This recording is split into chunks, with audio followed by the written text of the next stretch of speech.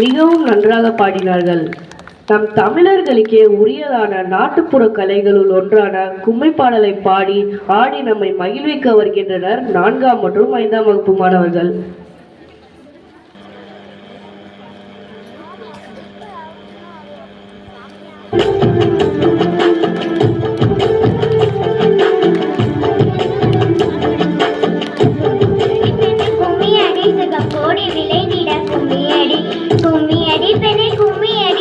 கோடி விளைந்திட கும்மியடி நமது இன்னல் போனதடி என்று நெஞ்சம் நெகிழ்ந்தே கும்மியடி பாவலர் புகழும் பூமியடி நம் பாரதம் என்னும் தேசமடி கும்மியடி பெண்ணே கும்மியடி சுகம் கோடி விளைந்திட கும்மியடி ஆனந்தம் விளையும் பூமியடி புகழாரம் கொண்ட தேசமடி அறிவியல் சிறந்த தேசமடி நல்ல அறிஞர் வாழும் பூமியடி கும்மியடி பெண்ணை கும்மியடி சுகம் கோடி விளைந்திட கும்மியடி மலையாய் உயர்ந்த தேசமடி பெரும் வளமும் கொண்ட பூமியடி இந்தியா நமது தேசமடி நீ இணைந்து ஒன்றாய் வாழ்ந்திடவே கும்மியடி பெண்ணை கும்மியடி சுகம் கோடி விளைந்திட கும்மியடி மண்ணை தாயாய் போட்டிடடி உன் கண்ணை போல காத்திடடி மண்ணை தாயாய் போட்டிடடி உன் கண்ணை போல காத்திடடி கும்மியடி பெண்ணை கும்மியடி சுகம் கோடி விளைந்திட கும்மியடி கும்மியடி பெண்ணை கும்மியடி சுகம் கோடி விளைந்திட கும்மியடி. நன்றி.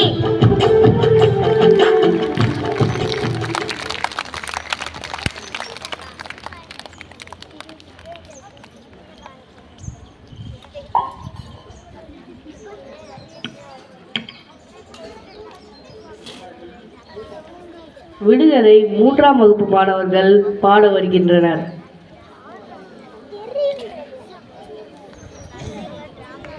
விடுகதை போட வராங்க.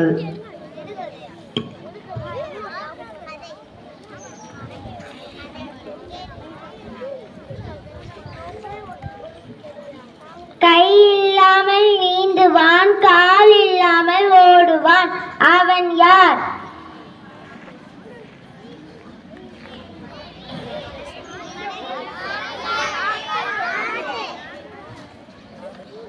Correct answer. 1000 பேர் அணிவகுத்தாலும் ஆரவாரம் இராது அவர்கள் யார்? Correct answer. இது ஒரு பூ முற்பகுதி ஆதவனின் மறுபெயர் பிற்பகுதி தேசத்தந்தையை குறிக்கும். Correct answer. முனையின்றை தொட்டால் ஒட்டி கொண்டே உயிரை எடுப்பான் அவன் யார்?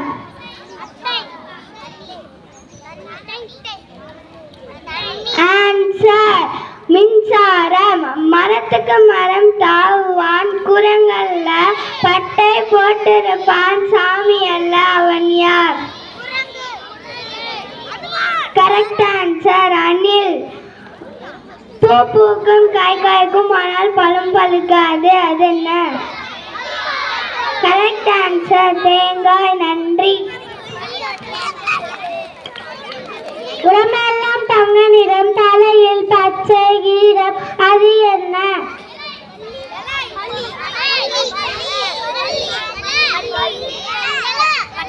சரியான விடை அண்ணாச்சி பாலம். மீன் பிடிக்க தெரியாது ஆனால் வலை பின்னுவான் அவன் யார்?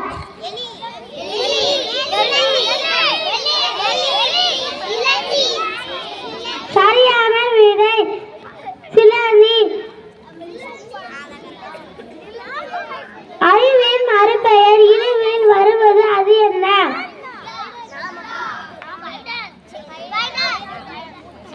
மதி. நன்றி.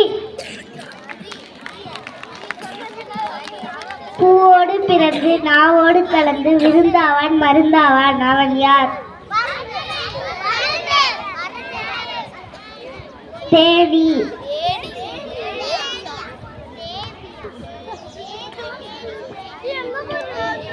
உயிரில்லாம நீதிபதியிடம் ஒழுங்கான நியாயம் அது என்ன?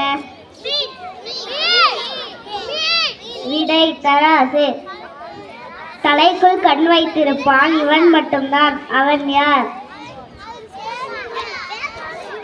விடை நுங்கு. நன்றி. காலையில் வந்த விருந்தாளியை மாலையில் காணவில்லை, அது என்ன? Correct answer. காலையும் மாலையும் நெட்ட மதியம் குட்டை நான் யார்?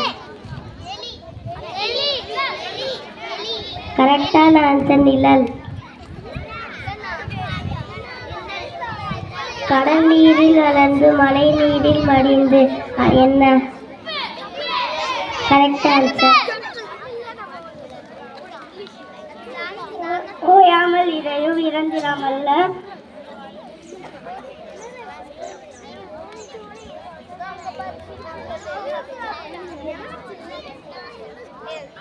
உருண்டோடி வரும் பந்தல்ல, அது என்ன?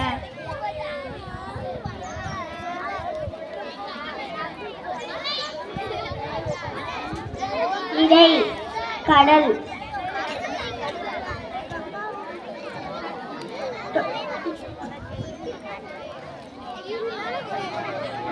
தொடலேனால் அறிவான், தொட்டால் பேசுவான், அது என்ன?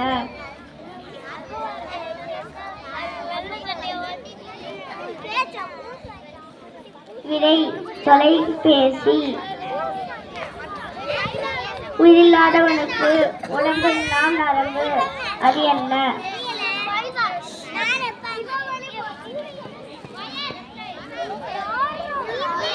சரியான பதில் பாய்.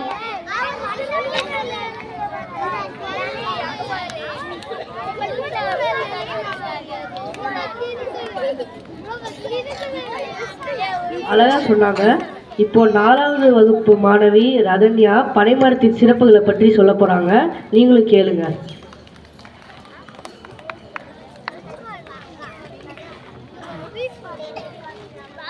வணக்கம், என் பெயர் ரதன்யா. நான் 4ஆம் வகுப்பு ஆ பிரிவில் படிக்கிறேன். நான் இன்று பனைமரம் சிறப்பை பற்றி பேச போறேன். ஏன் மணந்தாய் பனைமரமே, நான் மணந்த காரியத்தை நாட்டாரே சொல்லுகிறேன். பாராமுகம் இல்லாமல் பச்சமுடன் கேட்டிடுங்கள். படுக்கப்பாய் நானாவேன், பாய்முடைய தோப்பாவேன். வெட்டநல்ல விறகாவேன், வீடு கெட்ட வாரியாவேன். கட்டநல்ல கயிறாவேன், கன்று கட்ட தும்பாவேன். வராவட்டை நானாவேன், வரிச்சல்களுக்கும் நானாவேன். பலத்த சுமை சார்களுக்கு புடிமனையும் நானாவேன். நனைந்து வருவோர்க்கு சம்மங்குடை நானாவேன்.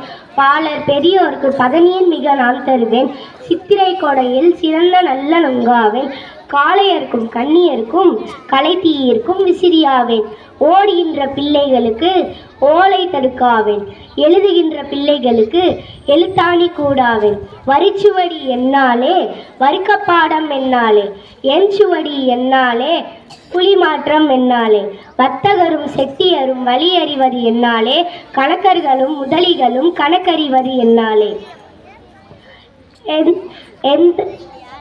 நன்றி. மிகவும் நன்றாக சொன்னார். பாரதியார் இப்பொழுது நம்முன் தோன்றினால் என்ன பேசுவார் என்பதை பற்றி பாரதியாராக பேச வருகிறார் 6ஆம் வகுப்பு மாணவி விசாகமித்ரா.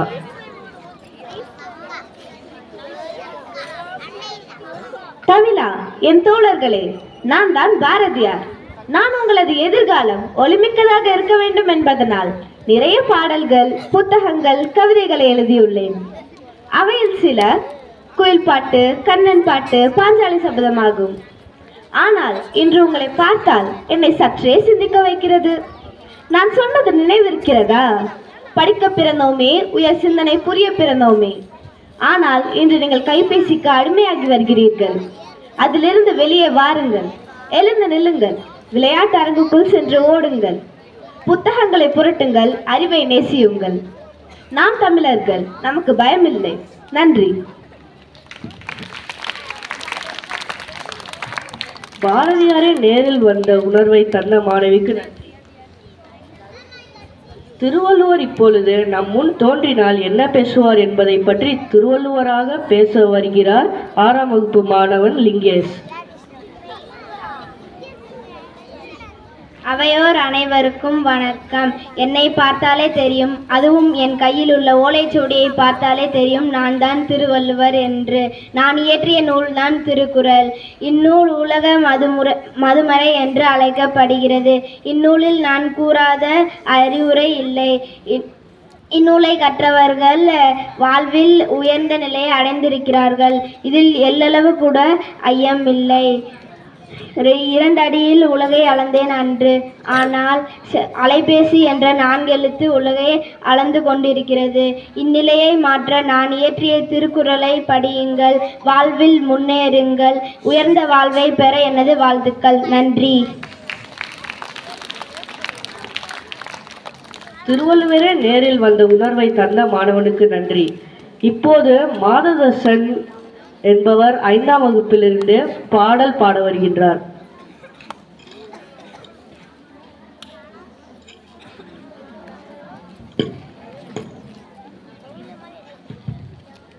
வணக்கம். விருதுப்பட்டில் ஒரு மகன் பிறந்தார். அவர் காமாட்சி என்றே அழைக்கப்பட்டார். கல்வி கண்ணை திறந்து வைத்தார். அவர் மதிய உணவும் சேர்த்தளித்தார். விருதுப்பட்டில் ஒரு மகன் பிறந்தார். அவர் காமாட்சி என்றே அழைக்கப்பட்டார். அணைகள் பலவும் கட்டி வைத்தார். தொழிற்சாலைகள் பலவும் நிறுவி வைத்தார். அணைகள் பலவும் கட்டி வைத்தார். தொழிற்சாலைகள் பலவும் நிறுவி வைத்தார். அரசியல் களத்தில் ஜொலித்து வந்தார். அவர் சாதனை பலவும் புரிந்து வந்தார். அரசியல் களத்தில் ஜொலித்து வந்தார். அவர் சாதனை பலவும் புரிந்து வந்தார். பொற்கால ஆட்சிதனை தந்து வந்தார். அவர்தான் எங்கள் காமராஜர். பொற்கால ஆட்சிதனை தந்து வந்தார். அவர்தான் எங்கள் காமராஜர். விருதுப்பட்டில் ஒரு மகன் பிறந்தார். அவர் காமராஜர் என்றே அழைக்கப்பட்டார். நன்றி. மிகவும் அற்புதமான பாடல். உயர உயர பறந்தாலும் ஊர்க்குருவி பருந்தாகாது, அழுது அழுது புரண்டாலும் ஒட்டுற மண்ணுதான் ஒட்டும். இதே போல நம் முன்னோர்கள் சொல்ல கேள்விப்பட்டிருப்பீங்க. இதுதாங்க சொலவடை. இதை திறமையா நம்ம மாணவர்கள் பயன்படுத்தி நாடகம் மூலம் உங்களை மகிழ்விக்க வருகின்றனர் 7ஆம் வகுப்பு மாணவர்கள்.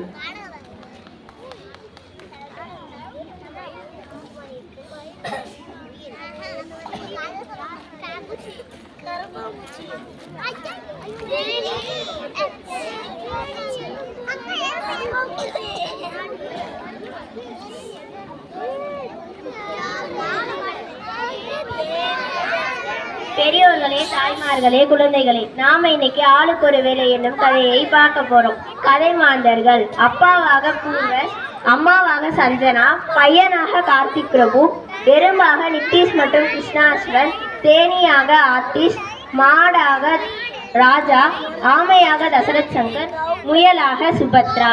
இந்த பையன் தான் நம்ம கதை நாயகன். இவன் ஒழுங்கா பள்ளிக்கூடம் போகாம ஊரை சுத்திட்டு வருவான். அவங்க அம்மா எவ்வளவு சொல்லியும் அவன் கேட்கல.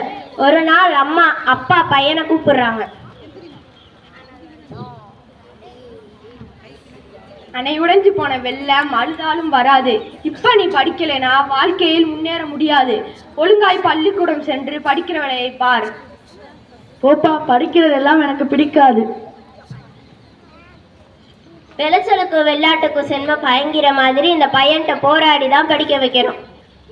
எறும்பு ஊற கல்லும் தேய்ங்கிற மாதிரி இவனை கொஞ்சம் கொஞ்சமா நினைக்கணும்னு நினைக்கிறாரு அவங்க அப்பா. பொறுமையா ஆறுதல் சொல்றாரு. ஆனா பையன் கேட்கல.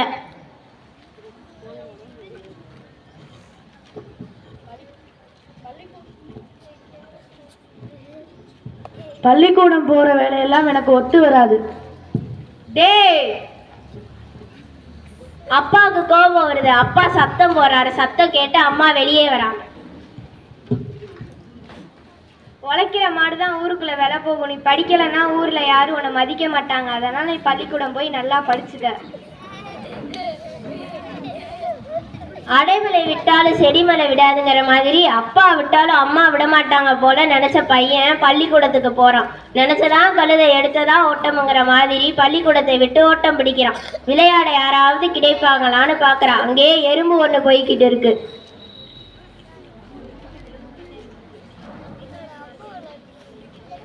எறும்பு எறும்பு என் கூட விளையாட வரையா? போ போ, உனக்கு தான் வேலை இல்லை. குடல் கூழுக்கு அழுவதாம், கொண்டை பூவுக்கு அழுவதாம். எனக்கு நிறைய வேலை கிடக்கு. நான் என் குழந்தைகளுக்கு தீனி கொடுக்கணும், அரிசி நோய் எல்லாம் சேகரிக்கணும். சொப்பனத்தில் கண்ட அரிசி சோத்துக்கு ஆகுமா? நான் கிளம்புறேன். நீ அதோ பறக்குதே அந்த தேனி கூட போய் விளையாடு. தேனி தேனி என் கூட விளையாட வரையா? பாம்பு படம் எடுக்கணும். நாக்கடாம்பூச்சி படம் எடுக்கலாமா? உனக்கு தான் வேலை இல்லை. 1000 கிலோ நெல்லுக்கு ஒரு அந்த பூச்சி போதும். உனைய மாதிரி ஒருத்தங்க கூட்டம் இருந்தா எங்க கூட்டமே அழிஞ்சு போயிடும். நான் போயிட்டே இருக்க வேலை இருக்கு, நான் போறேன். போ, போ. தேனி தேனி உங்க கூட்டத்துலதான் 1000 தேனி இருக்கு. நீ ஒத்தால் தேனி தேனி இருக்கிறாட்டி நான் குறைஞ்சா போயிடும். பால் கூட்டினா பாம்பு சாகுமா? கை ஊனிதான் கரகம் போட முடியும். பூவெல்லாம் குருவி மூட்டு தேவையிடுது போகும். தேடியும் போயிடுது. பையன் கொஞ்ச தூரம் நடக்கிறான். ஒரு வீட்டு முன்னால் பொதிமாடு ஒன்று நின்று கொண்டிருக்கிறது. மாடே மாடே சும்மா தானே இருக்கேன், என் கூட விளையாட வரையா? என்னது, நான் சும்மா இருக்கேனா? காவடி பாரம் சுமக்கிறவனுக்கு தான் தெரியும். இப்போ உனக்கு தான் வேலை இல்லை. இருக்கிறவனுக்கு புலி ஏப்பம், இல்லாதவனுக்கு பசி ஏப்பம். நான் என் முதலாளிக்கு உப்பு முட்டை புளி முட்டை சுமக்கணும். நான் வரல, நீ ஏதோ அந்த ஆமை கிட்ட போய் விளையாடு.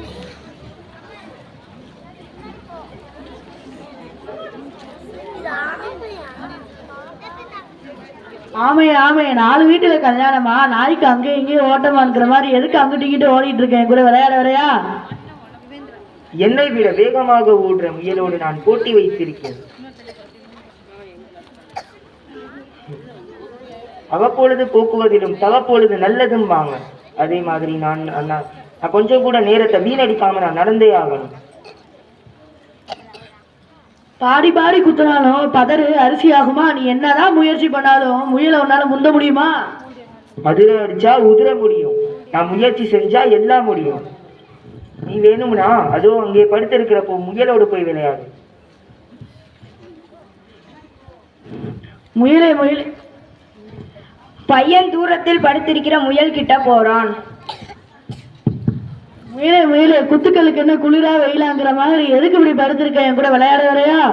பகலில் இருந்த முதலைக்கு அதுவே சொர்க்கம்னு சொன்ன மாதிரி நிழலில் படுத்து தூங்கினால் போன தடவை ஆமையிடம் போட்டியில் தோற்று போய்விட்டு இந்த தடவையாவது நான் முந்தி ஆகணும். அதனால் நான் வேகமாக ஓடணும். நீ வேணும்னா அதோ அங்க இருக்க குட்டி சுவரு கூட போய் விளையாடு.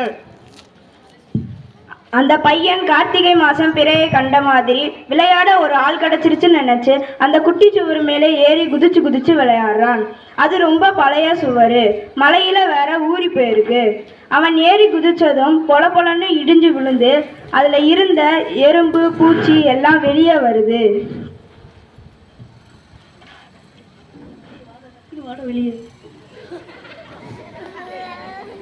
அடப்பாவி, நாங்களே போனாலும் கதி இல்லை, அப்பளை போனாலும் விதி இல்லைன்னு நினச்சி தட்டு போட்ட ரொட்டிக்கு புரட்டு போட ஆள் இல்லாமல் இருக்கிறோம். உனக்குத்தான் வேலை இல்லைன்னு நாங்கள் பாடுபட்டு சேர்த்து வச்ச பொருளெல்லாம் இப்படி போட்டு உடச்சிட்டியே.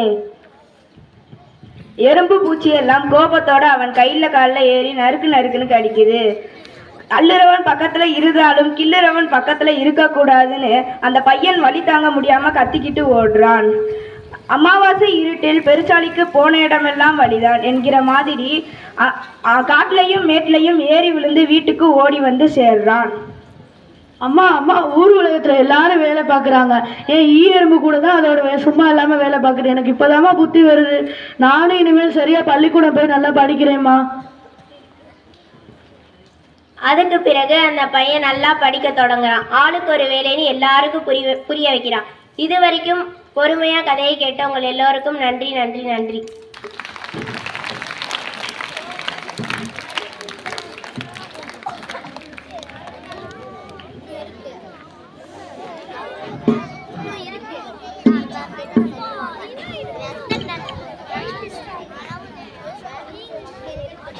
உங்கள் ஈடில்லா திறமையினால் எங்களை வியக்க வைத்ததற்கு நன்றி மாணவர்களே. செந்தமிழ் நாடெனும் போதிலே இன்பத்தேன் வந்து பாய்து காதில்லே என்ற பாடல் வரிகளின் சிறப்பை தமிழ் மொழியின் சிறப்பு என்ற தலைப்பில் பேச வருகிறார் 6ஆம் வகுப்பு மாணவி சனா அவர்கள். அனைவருக்கும் என் இனிய காலை வணக்கம். நாம் இன்று தமிழ் இலக்கியம் என்றும் மற்றும் உலக தமிழ் தாய் தினத்தை கொண்டாடி கொண்டிருக்கின்றோம். இத்தருணத்தில் ஒரு சில மணித்துளி உங்களுடன் நான் பேச வந்துள்ளேன். தமிழின் சிறப்பு. தமிழ் இலக்கிய இலக்கணம் பல இருந்தாலும்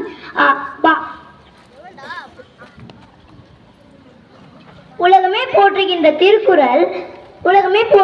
திருக்குறள் பல மொழிகளில் மொழிபெயர்க்கப்பட்டது.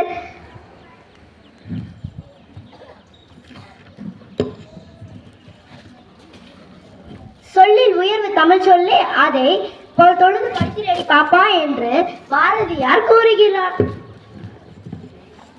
இயலிசை நாடகம் என்று முத்தமிழாய் வளர்ந்து செந்தமிழாய் வளம் வளரும் ஒரே மொழி தமிழ் மொழியாகும். கம்பர், ஔவையார், திருவள்ளுவர், பாரதியார் போன்ற புலவர்களாலும் அரசர்களாலும் வளர்க்கப்பட்ட மொழி. எங்கள் வாழ்வு எங்கள் வளமும் மங்காதே தமிழ் என்று சங்கே முழங்கு என்று பாவேந்தர் பாரதிதாசன் குறிப்பிட்டார். போன்றது தமிழ் மொழி என்றும் மங்காது, அதன் பெருமையை குன்றாது, தீதும் என்று பிறர் தரவாரா என்று உலகத்தின் வாழ்வியல் கோட்டை போட்டு காட்டிய தமிழ் மொழி. தமிழை என்றென்றும் போற்றிடுவோம். தமிழ் தொன்மையை சிறப்பாக உலகத்திற்கே எடுத்து கூறுவோம். நன்றி. தமிழ் மொழியின் சிறப்பை மிக தெளிவாக கூறிய சனா அவர்களுக்கு நன்றி. பட்டிமன்றம் இல்லாத தமிழ் இலக்கிய மன்றமா? ஆமாம், நாம இப்ப அறிவியல் கண்டுபிடிப்புகள் ஆக்கத்திற்கா அழிவிற்கா என்ற தலைப்பில் பட்டிமன்றம் ஒன்றை நடத்த வருகின்றனர் 8ஆம் வகுப்பு மாணவர்கள்.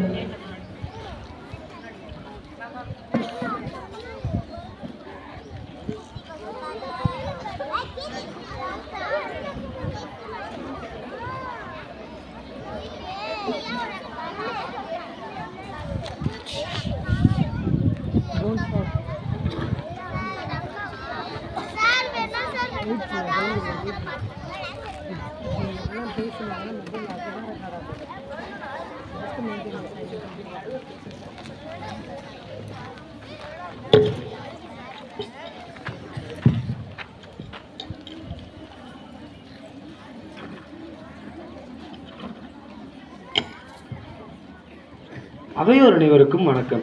அந்த காலத்துலலாம் சிக்கிமுக்கி கல்லை வச்சு தான் நெருப்பே பற்ற வச்சாங்க. ஆனால் இப்போது செவ்வாய் கிரகத்துக்கு போய் சோதனைலாம் பண்ணுறாங்க. இதுக்கெல்லாம் என்ன காரணம்? அறிவியல் தான் காரணம். அறிவியல் எவ்வளவோ மாறிடுச்சுங்க. முன்னாடி காலத்துலலாம் கல்வி கற்கணும்னா மரத்துக்கடியில் உட்காந்து தான் கற்கணும். ஆனால் இப்போது இவ்வளோ பெரிய கட்டடத்தில் உள்ளே உட்காந்துக்கிட்டு படிக்கிறோன்னா அதுக்கு என்ன காரணம்? அதுக்கும் அறிவியல் தாங்க காரணம். இப்படி இதுக்கு அறிவியல் பற்றி சொல்லணும்னா சொல்லிக்கிட்டே போகலாம். இதுக்கு ஒரு முடிவு கட்டணும் இல்லையா? அதனால அறிவியலை 2 தலைப்பாக பிரித்து, ஆக்கம் அழிவுன்னு 2 தலைப்பாக பிரித்து மாணவர்கள் பேச வந்திருக்காங்க. ஆக்கத்துன்ற தலைப்பு, அறிவியல் ஆக்கம் என்ற தலைப்பில் பேச வந்திருக்காங்க 8ஆம் வகுப்புலேருந்து சகோதரி சுசித்ரா, சகோதரி மோனிகா, சகோதரி ஸ்ரீவர்ஷா. அறிவியல் அழிவுக்குன்னு பேச வந்திருக்காங்க சகோதரி சாருலதா, சகோதரி டாஃப்னிஜாய், சகோதரி சுஜிதா. இப்போது அறிவியல் ஆக்கத்திற்குன்ற தலைப்பில் பேச வந்திருக்காங்க சுசித்ரா. அனைவருக்கும் வணக்கம். அறிவியல் வளர்ச்சி நன்மையே என்று கூற வந்துள்ளேன். அறிவியலின் வளர்ச்சி அனைத்து துறைகளிலும் முக்கிய பங்கு வகிக்கிறது, குறிப்பாக மருத்துவத்துறை. நடுவர் அவர்களே, அந்த காலத்துலலாம் ஒரு வகுப்புன்னு எடுத்துக்கிட்டா குறைஞ்சது 4 பேர்த்துக்காவது போலியோ அட்டாக் இருக்கும். ஆனால் இப்போ குழந்தையிலேயே அதுக்கான மருந்துகளை செலுத்தி சுத்தமாக போலியோங்கிற நோயே இல்லாமல் பண்ணிட்டாங்க. இதுக்கெல்லாம் என்னங்க காரணம்? மருத்துவத்துறையில் வளர்ந்துருக்க அறிவியல் வளர்ச்சி தானே நடுவர்களே காரணம். ஆமாம். அது மட்டும் இல்லாமல் ஒருத்தவங்களுக்கு உடம்புல ப்ராப்ளம் அப்படின்னா அந்த காலத்துலலாம் என்ன ஏதுன்னே தெரியாமல் இறந்து போவாங்க. ஆனால் இப்போ உடம்பு உள்ளுறுப்புகளில் அறிவியல் டெக்னாலஜியான எக்ஸ்ரே ஸ்கேன் மூலமாக ஆராய்ஞ்சு மாற்று அறுவை சிகிச்சை மூலமாக மாற்றி அறுவை சிகிச்சை பண்ணி சரி ரொம்ப சந்தோஷமாக இருக்காங்க. இதுக்கும் காரணம் அறிவியல் வளர்ச்சி தானே நடுவர்களே. புராணத்தில் படிச்சிருப்பீங்க, ஏகலைவன் என்ற ஒருவன் ஒரு வனத்தில் கல்வி கற்க போவான். நீ எந்த குலத்தை சார்ந்தவன் என்று கேட்கும்போது அவன் தாழ்ந்த குலத்தை சார்ந்தவன் என்று தெரிந்தவுடன் நீ உன்னோட கட்டவரில் கொடுத்தாதான் நான் கல்வி கற்றுக் கொடுப்பேன்னு சொல்லுவார். கால் கட்டவரில் கை கட்டவரில் என்ன கட்டவரில் இருந்தேன்னா உங்களுக்கு என்ன நடுவர்களே, கருத்தை மட்டும் கேளுங்க. சரி சரி. அதுக்கு பாருங்க நடுவர்களே, இவ்வளோ கஷ்டப்பட்டு அந்த காலத்துலலாம் படிச்சிருக்காங்க. ரொம்ப கஷ்டம் தான். ஆனால் இப்போ உங்களுக்கு என்ன இன்ஃபர்மேஷன் வேணும்னாலும் கூகுளில் போய் சர்ச் பண்ண உடனே கிடச்சிருது. ஏன் எதிரணி பேச வந்திருக்காங்களே அவங்களுக்கு தேவையான இன்ஃபர்மேஷனை கூட கூகுள்ல இருந்தா எடுத்திருப்பாங்க. அப்ப நீங்களும் இதுல இருந்தா எடுத்திருக்கீங்க. நீங்களும் அதுல இருந்து தானே சரி சரி எடுத்திருக்கீங்க. பேசுங்க. கடைசியா கண்ணதாசன் பாட்டை சொல்லி முடிச்சுக்கணும்னு நினைக்கிறேன். பூமியில் இருப்பதும் வானத்தில் பறப்பதும் அவரவர் எண்ணங்களே. நெஞ்சில் துணிவிருந்தால் நிலவுக்கும் போய் வரலாம். நிலவுக்கு எப்படி போவது? பூமிக்கும் நிலவுக்கும் ஏணி வைத்து போக முடியுமா? முடியாது. அங்க ஒரு பாட்டி வடை சுட்டுக்கிட்டு இருக்கேன், அந்த பாட்டி தான் வந்து கூட்டு போகுமா? இங்கு ராக்கெட் என்ற ஒரு கண்டுபிடிப்பு இல்லை என்றால் கவிஞர்களின் கனவுகளை கூட நிறைவேற்ற முடியாது என்று கூறி வாய்ப்புக்கு நன்றி கூறி விடைபெறுகிறேன். நன்றி, வணக்கம். ஆஹா, அவங்க சொன்னது உண்மைதாங்க. முன்னாடி காலத்துலலாம் போலியோன்ற நோய் வந்தா நிறைய பேர் இறந்து போயிட்டு இருந்தாங்க. ஆனா இப்போ போலியோன்ற நோயே இல்லை. இதுக்கெல்லாம் என்ன காரணம்? அறிவியல் தாங்க காரணம். இப்ப அதுக்கு ஈடு கொடுக்குற விதமா அறிவியல் அழிவுன்னு பேச வந்திருக்காங்க சகோதரி சார்பில் தான். அனைவருக்கும் வணக்கத்தை தெரிவித்துக் கொண்டு எனது உரையை நான் தொடங்குகிறேன். நடுவர் அவர்களே, எதிரணிலிருந்து வந்தவங்க சொன்னாங்க அறிவியல் வளர்ச்சி நன்மையேன்னு. ஆனால் 2 வருஷத்துக்கு முன்னாடி வந்த கொரோனாவே அதே அறிவியல் மூலமா தானே நடுவர் அவர்களே வந்தது. அறிவியல் வளர்ச்சி மூலம் புதிய உயிர்களை உருவாக்குறேன்ற பெயரில் கொரோனா என்ற ஒரு தொற்று நோயை உருவாக்கி உலகமே அழிவுக்கு தள்ளப்பட்டது. நடுவர் அவர்களே, எதிரணிலிருந்து வந்தவங்க சொன்னாங்க மாற்று அறுவை சிகிச்சை மூலமாக இதய நோயை குணப்படுத்த முடியும்னு. ஆனால் அதே மாற்று அறுவை சிகிச்சை மூலமாக தானே நடுவர் அவர்களே இதயம் கிட்னி எல்லாம் திருடு போகுது. கொரோனா காலகட்டத்தில் யாரை பார்த்தாலும் டெஸ்ட் எடுத்துட்டியான்னு தான் கேட்பாங்க. அப்போ ஒரு பையன் அவன் ஃப்ரெண்டு கிட்ட கேட்டானா, டே நேற்று உன்னை டாக்டர் டெஸ்ட் எடுக்க சொன்னாரே எடுத்தியா அப்படின்னு கேட்டாராம். அதுக்கு அந்த பையன் சொன்னானா, ஆமாண்டா நான் போய் எங்கள் சித்தப்பா கிட்ட காசு கேட்டேன், அவர் சொன்னார் என்கிட்ட ஒரு பைசா கூட இல்லைன்னாராம். உடனே நான் போய் அவர் முன்னாடி நின்று தும்முனேன். இப்போ அவர் டெஸ்ட் எடுக்க போயிருக்காரு, அவருக்கு பாசிட்டிவ்னா எனக்கு பாசிட்டிவ், அவருக்கு நெகட்டிவ்னா எனக்கு நெகட்டிவ் அப்படின்னு சொன்னானா. இதெல்லாம் எப்படி நடுவர்களே அறிவியல் வளர்ச்சி ஆக முடியும்? போலியோ என்ற நோய்க்கு மருந்து கண்டுபிடிச்சிட்டதா எதிரணியிலிருந்து வந்தவங்க சொன்னாங்க. ஆனால் புற்றுநோயை கதிரியீர்ப்பு சிகிச்சை மூலமாக குணப்படுத்த முடியும்னு இன்னும் சொல்கிறாங்க. ஆனால் இன்னும் அதை முழுமையாக குணப்படுத்த முடிஞ்சா? இல்லை நடுவர் அவர்களே. கடைசியாக ஒன்று சொல்லி முடிச்சுக்கிறேன். குளோனிங் முறை மூலமாக ஒரே மாதிரி குழந்தைகளை உருவாக்குறதுனால நிறைய குழப்பங்கள் ஏற்படுது. இதெல்லாம் எப்படி நடுவர் அவர்களே அறிவியல் வளர்ச்சி ஆக முடியும்? அதனால அறிவியல் வளர்ச்சி முற்றிலும் அழிவிற்கே என்று தீர்ப்பளிக்குமாறு மிக தாழ்மையுடன் கேட்டுக்கொள்கிறேன். நன்றி. ரொம்ப அருமையா பேசினாங்க சகோதரி சார்பில் தான். இப்ப அதுக்கு ஈடு கொடுக்குற விதமா பேச வந்திருக்காங்க சகோதரி மோனிகா. அவையோர் அனைவருக்கும் வணக்கம். நான் இப்பொழுது அறிவியலின் ஆக்கத்தை பற்றி பேச வந்துள்ளேன். அதாவது நடுவர் அவர்களே, அறிவியல் வளர்ச்சியால் தான் கொரோனா வந்துச்சுன்னு சொன்னாங்க. அந்த கொரோனா காலம் அறிந்து அறிவியல் வளர்ச்சியால் தானே கண்டுபிடிச்சாங்க. லாக்டவுன் காலத்துல வெளியே போக முடியாதப்ப இணையவழி கல்வின்னு ஒன்று ஆரம்பிச்சாங்க. அது மூலியமா நம்மளால வீட்டுல இருந்தே கல்வி கற்றுக்கொள்ள முடிஞ்சிச்சு. இதுவும் அறிவியல் வளர்ச்சி தான் நடுவர் அவர்களே. கிளாஸ்ல டீச்சர் பாடம் நடத்துறது எக்ஸாம் டயத்துல மறந்து போயிடும். அதனாலதான் இப்ப புத்தகத்துல ஒவ்வொரு பாடத்துக்கு முன்னாடி QR கோட்னு ஒண்ணு இருக்கு. அதை ஸ்கேன் செஞ்சோம்னா அந்த பாடத்தை பத்தின விவரங்கள்லாம் நமக்கு தெளிவா கிடைக்கும். ஒழுங்கா படிச்சா QR கோடு தேவையில்லையே. இப்பதான் யாருமே படிக்கவே மாட்டாங்க நடுவர் அவர்களே. அந்த காலத்துல 10th 11th 12th போன்ற கவர்மெண்ட் எக்ஸாமோட ரிசல்ட்டை பார்க்கணும்னா ஒரு நாள் கழிச்சு நியூஸ் பேப்பர்ல தான் பார்க்கணும். ஆனா இப்போ உள்ள காலகட்டத்துல ரிசல்ட் வந்து 10வது நிமிஷமே நெட் மூலியமா பார்த்துடுறோம். ஆன்லைன் பே, ஃபோன்பே, ஜிபே போன்ற பல ஆன்லைன் பேப்பர் ஆப் மூலம் வெகு தூரத்துல மக்களுக்கு நம்மளால பணத்தை அனுப்ப முடியுது. பணத்தை வீட்டிலே வச்சுட்டு போனாலும் போன் மூலியமா அனுப்பிடுறோம். இப்படி இத்தனை வளர்ச்சி விட்டுட்டு அதோட தீமையை தான் பேசுவேன்னு 3 பேர் உட்காந்துருக்காங்களே, உங்களை நான் என்னன்னு சொல்றது நடுவர் அவர்களே? அறிவியல் வளர்ச்சியோட ஆக்கத்தினாலதான் மக்களோட வேலை பளுவை குறைப்பதற்காக மிக்சி, கிரைண்டர், வாஷிங் மிஷின் போன்ற இயந்திரங்கள் எல்லாமே கண்டுபிடிக்கப்பட்டது. நம்மளோட நேரமும் சேமிக்கப்பட்டது. லாக்டவுன் காலத்துல வெளியே போக முடியாதப்ப பொருட்கள் அமேசான், பிளிப்கார்ட்லையும், உணவுல ஜொமேட்டோ, ஸ்விக்கிலையும், மருந்துகளை நெட்மெட்ஸ் போடுற ஆன்லைன் ஆப் மூலமா வீட்டுக்கே கொண்டு வந்து தந்தாங்க. மருத்துவம், இயந்திரம், போக்குவரத்து, ஏன் வேளாண்மை நாடு வேற அறிவியல் தான் நடுவர்களே. இப்பெல்லாம் சமைக்கவே தெரியாதவங்க கூட யூடியூபா சமைக்க கத்துக்கிறாங்க. எல்லாருமே அதுல தானே கத்துக்கிறோம் நடுவர்களே. இதுக்குதான் இப்ப காவலன்னு ஒரு அன்னைக்கு காந்திஜி சொன்னாரு, ஒரு பொண்ணு 12 மணிக்கு மேல ரோட்ல தனியா நடந்து போனா அதுதான் சுதந்திரம்னு. ஆனா இப்ப உள்ள காலகட்டத்துல பெண்கள் பெண்கள் 1 மணி ஆனாலும் 2 மணி ஆனாலும் ரோட்ல தனியா நடந்து போறாங்க. அதுக்கு என்னங்க காரணம்? அலைபேசி தாங்க காரணம். அலைபேசி மக்களிடம் அறிவையும் பாதுகாப்பையும் வளர்க்கிறது நடுவர் அவர்களே. அதனாலதான் இப்ப காவலன்னு ஒரு ஆப் இருக்கு. இதனால என்ன பயன் உங்களுக்கு தெரியுமா? ஒருத்தவங்களுக்கு துன்பம் இல்ல ஆபத்து வந்தா இந்த ஆப் மூலம் தகவல் தெரிவிச்சா காவல் கட்டுப்பாட்டு அறையில் நமக்கு பாதுகாப்பு கிடைக்கும். இதுதான் அவனு சொல்லிக்கிற நடுவர் அவர்களே. கொடுமையிலே கொடுமை என்ன தெரியுமா? உறவுகள் யாருன்னே தெரியாம இருக்கிறது தான். வெளிநாட்டுக்கு போன அப்பா இல்ல ராணுவத்துக்கு போன அப்பா திருப்பி வீட்டுக்கு வந்தா அந்த குழந்தைகளுக்கு தெரியாது அது அப்பாவா மாமாவா சித்தப்பாவா பெரியப்பாவான்னு. ஒரு வாரம் ஆக தெரிஞ்சுக்க. அந்த குழந்தைங்க அப்பாவை பார்த்து மாமான்னு சொல்லும், இல்லம்மா அதான் அவங்க அப்பான்னு சொல்லுவாங்க. ஆனா இப்ப உள்ள காலகட்டத்துல ஸ்மார்ட் போன் தினமும் அப்பாவுக்கும் மகளுக்குமான உறவை காணொலி காட்சி மூலம் நிலைப்படுத்திருக்கு நடுவர் அவர்களே. அலைபேசி அறிவை மட்டும் வளர்க்காமல் அன்பையும் வளர்த்திருக்கு நடுவர் அவர்களே. எனவே அறிவியல் வளர்ச்சி முற்றிலும் ஆக்கத்திற்கு என்ற நல்ல தீர்ப்பை வழங்கும்படி வாய்ப்பளித்ததற்கு நன்றி கூறி உரையை முடிக்கிறேன். நன்றி, வணக்கம். ஆஹா, அருமையா சொன்னாங்க சகோதரி மோனிகா. அறிவு மட்டும் இல்ல அன்பையும் வளர்க்குதுன்னு ரொம்ப அழகா சொன்னாங்க. இப்போ அதுக்கு ஈடு கொடுக்குற விதமா பேச வந்திருக்காங்க சகோதரி டாஃப்னிஜர். அனைவருக்கும் வணக்கம். அறிவியல் வளர்ச்சி அழிவை தரும் என்று நான் பேச வந்துள்ளேன். ஆன்லைன் கிளாஸ்னு எதிரணியிலேருந்து வந்தவங்க சொன்னாங்க.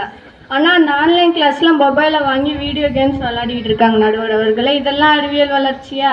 மிக்சி கிரைண்டர் இருக்கிறனால எங்கள் டைமெல்லாம் சேவ் ஆகுதுன்னு மோனிகா சொன்னாங்க. ஆனால் அந்த மிக்சி கிரைண்டர் இருக்கிறதுனால தான் இப்போ இருக்கிற பல பெண்கள் கைகளில் வலிமை இழந்து சோம்பேறி ஆகிட்டு இருக்காங்க. அப்போல்லாம் ஆட்டுக்கல் அம்மிக்கல் இருக்கிறனால கைகள்லாம் வலிமையாக இருந்துச்சு. குனிஞ்சு துணி துவைக்கிறனால இடுப்பெலும்புகள்லாம் வலிமையாக இருந்துச்சு. மிக்சி கிரைண்டர் வாஷிங் மிஷின் இதெல்லாம் இருக்கிறனால இப்போ இருக்கிற பெண்கள் இடுப்பெலும்புகளில் தசைகள் வளர்ந்து ஜிம்முக்கு போயிட்டு இருக்காங்க. இப்போல்லாம் மின்சார கண்டுபிடிப்புகள் ரொம்ப அதிகமாயிடுச்சு. அப்போது சாப்பிட்ட சாப்பாடு செரிமானம் ஆகிறதுக்காக வெத்தலை பட்டியோடு நிற்பாங்க. ஆனால் இப்போ மாத்திரை பட்டியோடு நிற்கிறாங்க. யூடியூப்பை பார்த்தா சமைக்க தெரியாதவங்க கூட சமைக்கலாம்னு சொல்கிறாங்க. ஆனால் அந்த யூடியூப் இருக்கிறனால தான் இப்போ இருக்கிற குழந்தைங்களுக்குலாம் கண்ணு தெரியாமல் போகுது. செல்ஃபோன் டவர்லாம் அதிகமாகிட்டே இருக்கிறனால சிட்டுக்கொடிங்கெல்லாம் அழிஞ்சுக்கிட்டே வருது. 2.2 காப்பியா? அது மட்டும் இல்லை நடுவர் அவர்களே, 1 மணி ஆனாலும் பரவாயில்ல 2 மணி ஆனாலும் பரவாயில்ல இந்த செல்ஃபோன் இருந்தால் போதும் பெண்கள் வெளியே சுதந்திரமாக போயிட்டு வரலான்னு சொல்கிறாங்க. ஆனால் இந்த செல்ஃபோனில் சார்ஜ் இல்லை டவர் இல்லாமல் போயிடுச்சுன்னா பெண்கள் பாதிப்புக்கு உள்ளாகிறாங்க. சொந்த பந்தம்லாம் வீடியோ காலில் பேசி இணைஞ்சிடலான்னு சொல்கிறாங்க. லேப்டாப் இருந்தால் போதும் செல்ஃபோன் இருந்தால் போதும் 1 வருஷம் ஆனாலும் பார்த்து பேசிக்கலாமா. ஆனால் பேர குழந்தைங்க விரல் நுனியை பிடிச்சி விளையாடுற சந்தோஷம் உங்கள் லேப்டாப் கொடுக்குமா இல்லை உங்கள் டச் ஸ்க்ரீன் தான் கொடுக்குமா சொல்லுங்கள் பார்ப்போம். இந்த ஃபேஸ்புக்குன்னு ஒன்று கண்டுபிடிச்சாங்க நடுவர் அவர்களே. உண்மையிலே பாஸ்புக் இல்லாதவங்க ஆனால் இந்த ஃபேஸ்புக் அக்கௌண்ட் இல்லாதவங்க யாருமே இல்லை.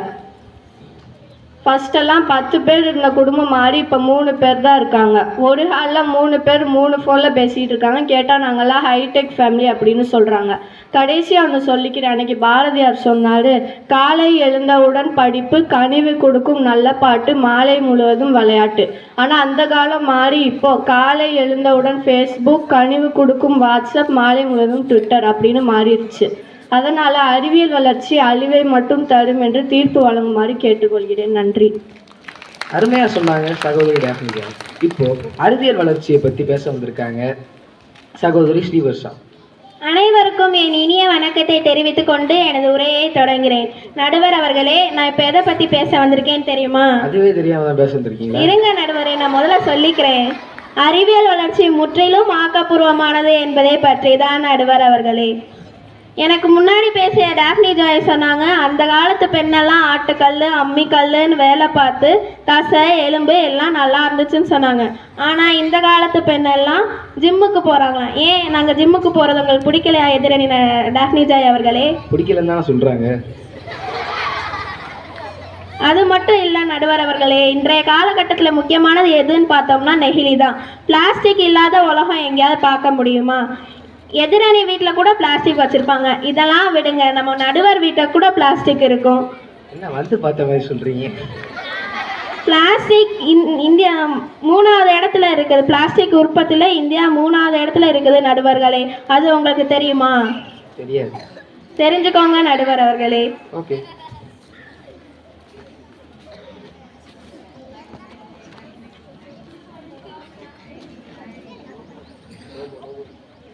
இப்போ மனித கண்டுபிடிக்கல ரொம்ப முக்கியமானது எது அப்படின்னு பார்த்தோம்னா ரோபோட் தான் நடுவர் அவர்களே.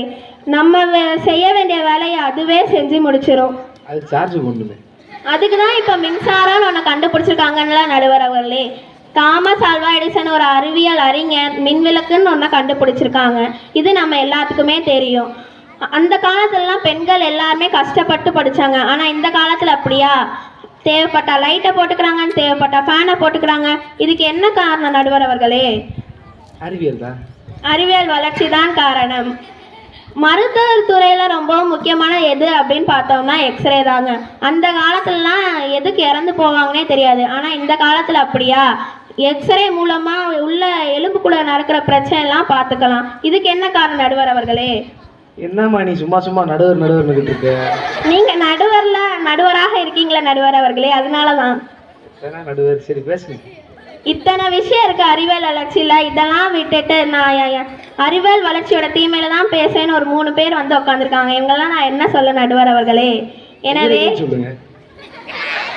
எனவே நடுவரே, அறிவியல் வளர்ச்சி முற்றிலும் ஆக்கப்பூர்வமானது என்பதற்கு நல்ல தீர்ப்பு வழங்குமாறு கேட்டுக்கொண்டு விடைபெறுகிறேன். நன்றி, வணக்கம். தீர்ப்பு நான் தான் கொடுப்பேன்.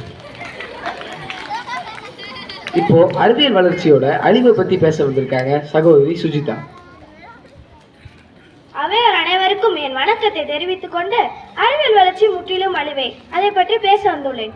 எனக்கு முன்னாடி பேசின ஸ்ரீவர்ஷா சொன்னாங்க, பிளாஸ்டிக் இல்லாமல் உலகமே இல்லை, பிளாஸ்டிக்காக தான் உலகமே இயங்குது. இங்கே யூஸ் பண்ணிட்டு தூக்கி போடுற பிளாஸ்டிக் எரிக்கும் போது அதிலிருந்து வெளிவரும் நச்சு புகை நாம் சுவாசிக்கும் போது நிறைய பிரச்சனைகளை ஏற்படுத்துகிறது. பிளாஸ்டிக் மக்குவதற்கு 400 வருடத்திற்கு மேலாகும். ஆனால் துணிப்பை மக்குவதற்கு 4 நாள் போதும். அடுத்து வாகனத்தை பற்றி சொன்னாங்க. வாகனம் என்றால் என்ன? எந்த ஒரு இடத்திற்கும் குறிப்பிட்ட நேரத்துக்குள்ள போகலாம்னு சொன்னாங்க. வாகனத்திலிருந்து வெளிவரும் நச்சு புகை, வாகனத்திலிருந்து வெளியேறும் புகை காற்றை மாசுபடுத்துகிறது. அதனால் தாங்க ஓசோன் லேயர்ல ஓட்டை விழுகிறது. அடுத்து அறிவியல் வளர்ச்சியிலே மிக முக்கியமான ஒன்று ரோபோன்னு சொன்னாங்க. குடியுரிமையை பெற்று தந்த முதல் ரோபோ சோஃபியான்னு சொன்னாங்க. எந்த நாட்டுல? சவுத் ஆப்பிரிக்காவில், சவுத் அரேபியால. தேவைப்பட்ட நேரத்துல எப்பொழுதானாலும் மனிதனே அழிப்பியா அப்படின்னு கேட்டாங்க. சோஃபியா சொல்லிச்சான், நான் தேவைப்பட்டா மனிதனே அழிப்பேன்னு. மனிதன் உருவாக்கிய ரோபோ மனிதனே அழிக்குது. இதெல்லாம் ஒரு அறிவியல் வளர்ச்சியா நடுவர் அவர்களே? அடுத்து வந்து தாமஸ் ஆல்வா எடிசன் ஒளியும் விளக்கை கண்டுபிடிச்சான்னு சொன்னாங்க. தாமஸ் ஆல்வா எடிசன் ஒளியும் விளக்கை கண்டுபிடிச்சாங்க, அதை நான் ஒத்துக்கிறேன். ஆனா நிம்மதியா இருக்கும் அப்படின்னா ஒத்துக்க முடியாது. ஒத்துக்கோங்க. அடுத்து மேரி கியூரி எக்ஸ்ரேவை கண்டுபிடிச்சான்னு சொன்னாங்க. மேரி கியூரி கதிர்வீசை பயன்படுத்தும் போது அவங்களே இறந்து விட்டாங்க. அடுத்து வந்து வீடு வரை உறவு, வீதி வரை மனைவி, காடு வரை பிள்ளை, கடைசி வரை யாரோ. ஆனா இந்த காலத்துல எப்படி இருக்கு தெரியுமா? வீடு வரை லேண்ட்லைன், வீதி வரை ஸ்டார்டர், காடு வரை சொல்லு, கடைசி வரை பில்லா. எனவே அறிவியல் வளர்ச்சி முற்றிலும் அழிவை என்ற சிறந்த தீர்ப்பை வழங்குமாறு மிக தாழ்மையுடன் கேட்டுக்கொள்கிறேன். நன்றி, வணக்கம். 2 அடிகளும் அருமையா சொன்னாங்க. இப்ப இதுக்கு ஒரு முடிவு வேணும் இல்லையா? அதனால நான் ஒரு கருத்து சொல்றேன், எல்லாம் நோட் பண்ணிக்கோங்க. கத்தி யார் கையில கிடைக்குதோ அதை பொறுத்து தான் இருக்கு. ஒரு கொலைகாரன்ட்ட கத்தி கிடைச்சா அவன் அதை கொலை பண்ண பயன்படுத்துவான். அதுவே ஒரு மருத்துவர்கிட்ட கிடைச்சா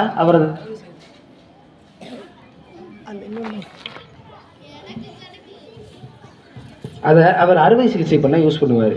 இப்போ இந்த அறிவியல் வளர்ச்சியும் இந்த கத்தி மாதிரி தான். யார் கையில் இருக்கோ அது அவங்க தான் டிசைட் பண்ணணும் அது எப்படி யூஸ் பண்ணணும். நன்றி.